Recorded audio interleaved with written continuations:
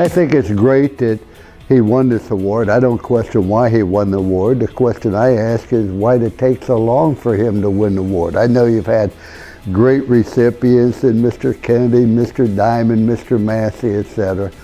But Chuck certainly deserves it because he's done so much for this area.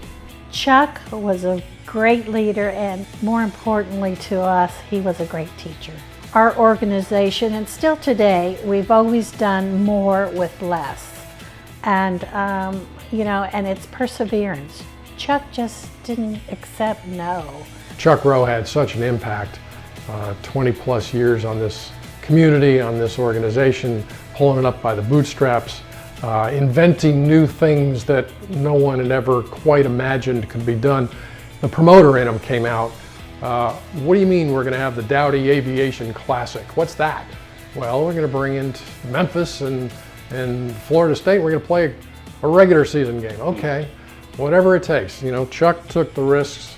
He found the new things to do. Yeah, everybody loved working with Chuck. Everybody knew, it was kind of like having a coach, that you really like to play for.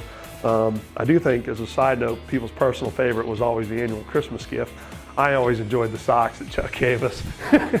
I've got a number of socks still from my early days of Chuck. It's kind of funny now, but we would call Dana, his wife, and say, Dana, call Chuck.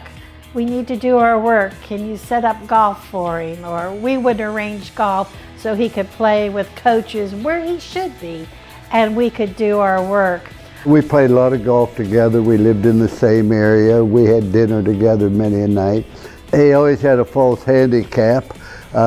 He didn't hit the ball particularly well, but he found a way to get it in the hole. I mean, he could putt. He was a great competitor, but he was fun. To watch what he did with the Tangerine Bowl at that time, to now becoming such a very successful bowl and one that schools all over the country covet coming here. Well, he didn't get the nickname Rhino for nothing. Because he was determined. He was hard on getting to wherever he saw we needed to go, and I actually enjoyed working from him. I learned a lot from him in the many years I was here.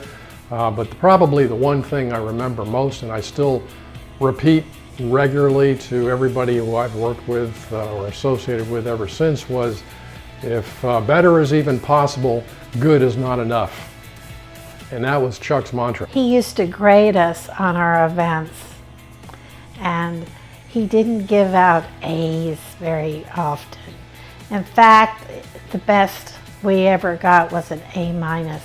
But that was his way of saying, if better is even possible, good is not enough. Chuck still comes to events and hands me a sheet with a green pen and some notes about some things that I can improve or be doing differently. So, old habits die hard, but I love that about him. When I see him coming, I'm a little faster than he is today, so I kind of can scoot around the room and work my way to the stage or try and get some people between us, but he eventually finds me by the end of the night and I get my full review. He just had great people skills. The thing you look at somebody is, can you trust them? Are they committed to excellence? They care about other people? And when you put those three questions on Chuck, the answer is automatic yes. His leadership in getting things done and moving the Tangerine Bowl, and I go back to 1970, I don't recognize the stadium.